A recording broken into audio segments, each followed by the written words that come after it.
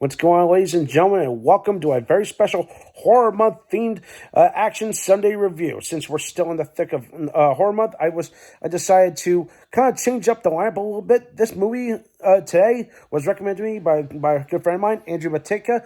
Thank you, my man. I didn't know this movie existed. It's one of those B movies that that was put out there, but then fade into obscurity. But somehow was distributed by a major studio.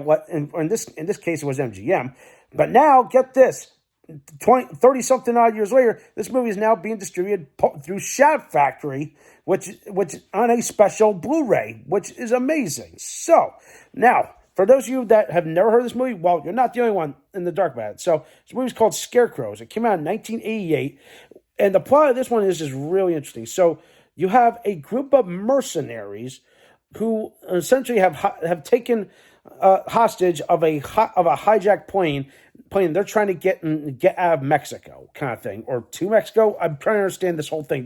It's never fully explained, and of course, as they're flying, they're making their getaway. One of their own decides to turn on them and decides to take the money and go rogue. So, which leads them into a virtually unknown territory of the world. I would say it's probably Mexico, in between Mexico and California. Who knows? But somehow they land in a desolate cornfield. But there's something alive in this cornfield. Essentially, real life scarecrows. Yeah, it's a really weird, but I'm like, wait a minute, that's messed up. So in a sense, it feels like, how I say it, it's like a discount version of The Expendables meets Jeepers Creepers. Now, don't get me wrong, Jeepers Creepers is scary in itself.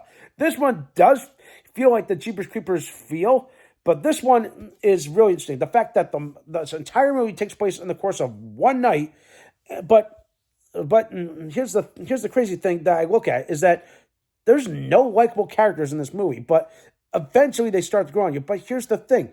All these characters, with the exception of the pilot and his daughter, they're bad guys, technically. Then you have the double turn from one of their own. So essentially, by default, the mercenaries become good guys. Again, it's a little shady. I feel it kind of reminds me a little bit of From Dusk Till Dawn. Like with the Gecko brothers. With Quentin Tarantino and George Clooney. They were the brothers. Like they robbed a bank or robbed a liquor store technically, and then of course got away with the money. And then of course the story takes a hard right turn. You get my point. I reviewed it, I believe 2 years ago. So yeah, it kind of felt like that. But why would you want to root for them? Because where do they get all this money and why? And furthermore, what did they do? And it's never really alluded, but all you know is that they're just mercenaries for hire.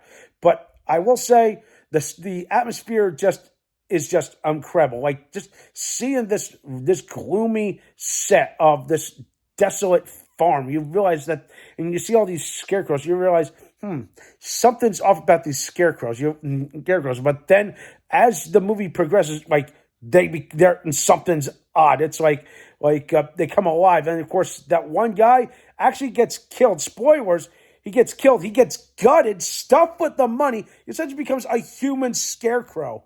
Jesus, that is some gruesome B movie shit. I mean, the gore, the gruesome gore count is there. I'm like, shit. I mean, but the action is just top. Like it's like a slow build. Like there's like a lot of fighting. There's some guns fighting. The scarecrows come alive. That's all I'm gonna say for that. But of course, like the final act, it's like, oh my god, it's like, are they gonna survive? And it's like, one of the lesser known characters ends up living in the end, and it's kind of sad. But at the same time, you're like, do they survive? Well, it does allude. But of course, another thing is like they don't give you much detail until the credits of who are these scarecrows kind of thing.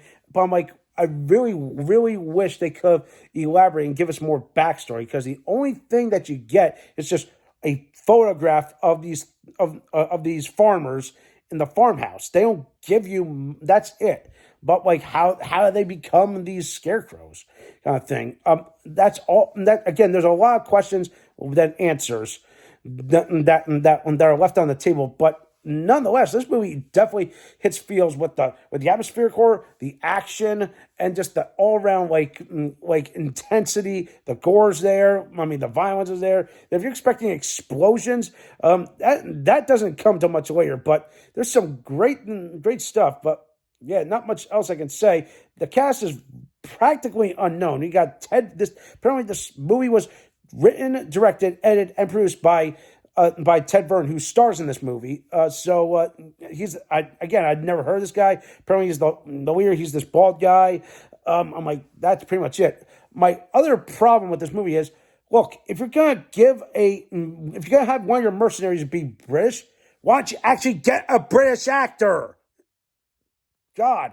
Also, here's the sad thing: the British guy, the guy that actually turns on him, the actor is actually no longer with us. So I can't find it to be sad. So yeah, I'm like, there's like not much I can to go off of. It's like you got like a couple one-dimensional characters, but you have a great setting, but you got to build off of that. But I do find it entertaining.